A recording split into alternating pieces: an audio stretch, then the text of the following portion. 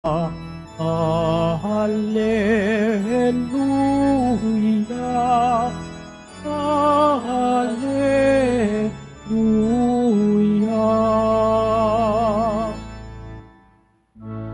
Dapat kayong magliwanag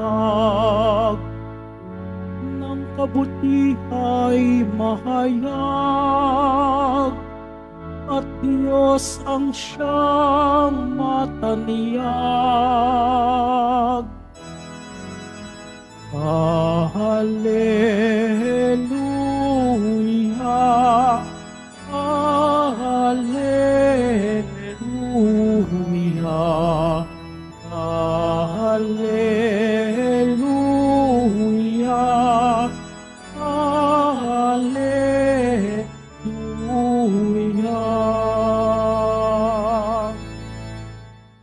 Sumainyo ang Panginoon. At sumaiyo rin. Ang mabuting balita ng Panginoon ayon kay San Lucas. Papuri sa iyo, Panginoon. Noong panahong iyon, sinabi ni Jesus sa mga tao, walang taong nagsisindi ng ilaw pagkatapos ay tatakloban ng banga o ilalagay sa ilalim ng higaan. Sa halip, ilalagay ito sa talagang patungan upang makita ng mga pumapasok ang liwanag. Walang natatago na di malalantad at walang lihim na di malalaman at mabubunyag. Kaya pagbutihin ninyo ang inyong pakikinig, sapagkat ang mayroon ay bibigyan pa, ngunit ang wala ay aalisin, pati ang inaakala niyang nasa kanya. Mga kapatid, ang mabuting balita ng Panginoon. Pinupuri ka namin, Panginoong Hesu Kristo. Magsiupo muna ang lahat. Welcome po sa Minor Basilica and National Shrine of Jesus Nazareno at magandang umaga sa inyong lahat. Parang hindi masyado maganda yung umaga nyo. Magandang umaga ngayon. Matagal nating hindi nakita ang liwanag ng araw. Di ba? Ilang linggo din. At sa ating ebanghelyo, may sinasabi din tungkol sa liwanag. Naalala ko tuloy yung tagline ng isang electrical company. Sabi doon, pero may nabasa ko sa FB, sabi kasi nung electrical company, maliwanag ang buhay. Pero sabi doon sa post na nakita ko, sabi nila may liwanag ang buhay, pero tuwing nakikita ko yung bill ko, nagdidilim ang paningin ko. Mga kapatid, ano bang ibig sabihin ng liwanag? Sa konteksto ng ating ebanghelyo, ngayon pinagdiriwang din natin o ginugunita natin si Padre Pio. Marami sa ating Pilipino ang malapit at nagdedebosyon kay Padre Pio. Kinakatawan ni Padre Pio ang pagiging liwanag.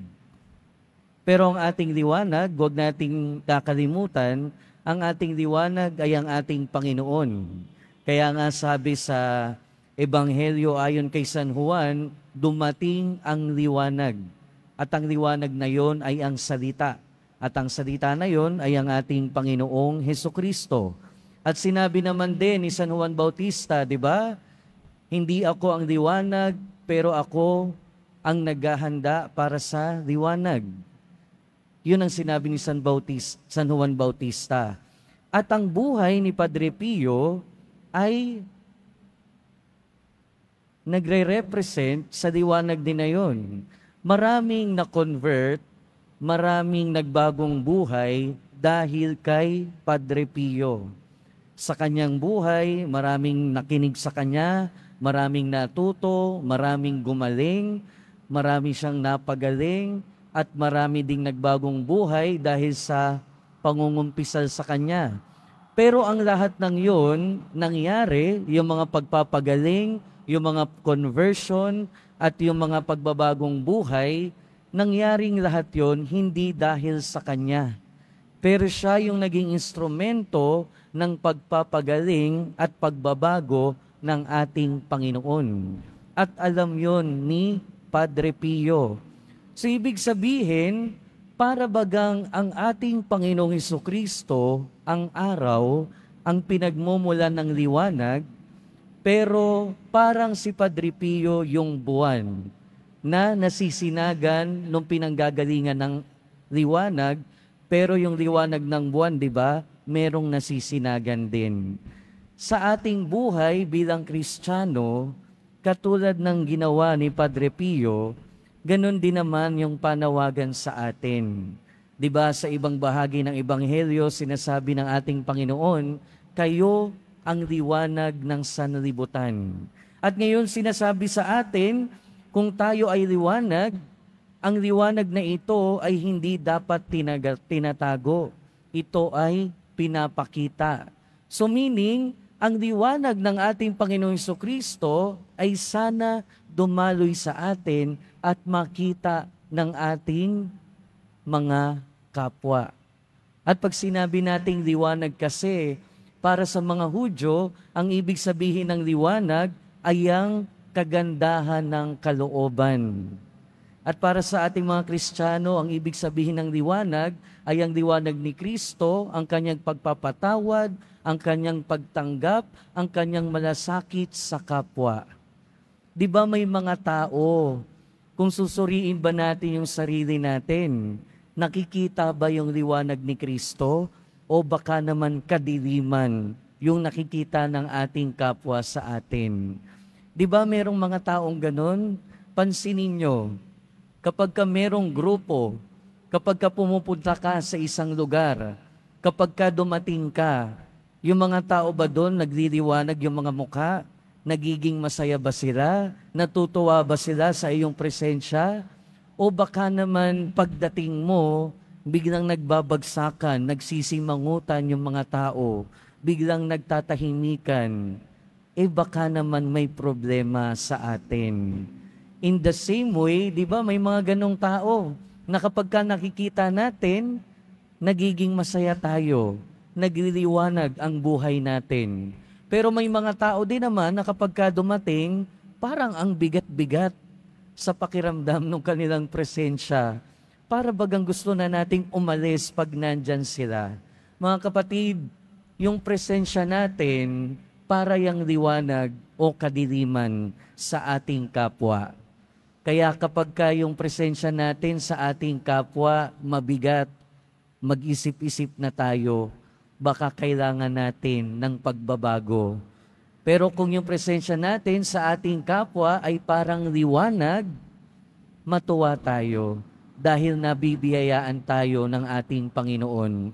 Kaya nga yung mensahe sa atin ngayong araw, mga kapatid, ang liwanag hindi dapat tinatago.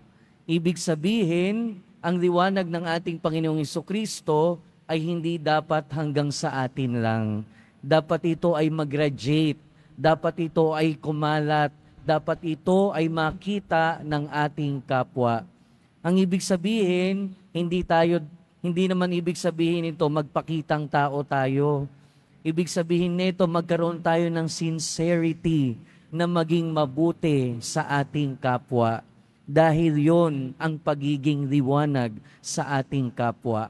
Ano ba yung pinakita ng ating Panginoong Hesukristo sa kanyang kapwa? Kaya siya naging liwanag ng daigdig. Di ba pinakita niya yung pagiging mabuti? Pinakita niya yung pagtanggap sa mga makasalanan. Pinakita niya yung hindi pag-reject. Pinakita niya yung malasakit. Pinakita niya yung pagtulong. Pinakita niya yung pagpapatawad. At kung ang lahat ng ito ay ginagawa din natin, ibig sabihin, tayo din ay nagiging liwanag ni Kristo sa ating kapwa. Pero kung hindi natin ito magawa, hindi liwanag yun ang ibibigay natin sa ating kapwa, bagkus kadiliman.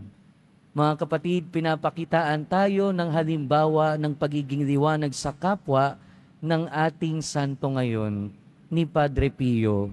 At tayo bilang Kristiyano, bilang pinakakitaan niya tayo ng halimbawa, sana matularan natin siya.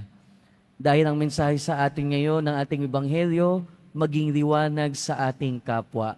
At ang liwanag na ito ay hindi rin naman sa atin nanggagaling ito sa ating Panginoong Hesukristo, sa ating mahal na Poong Jesus Nazareno.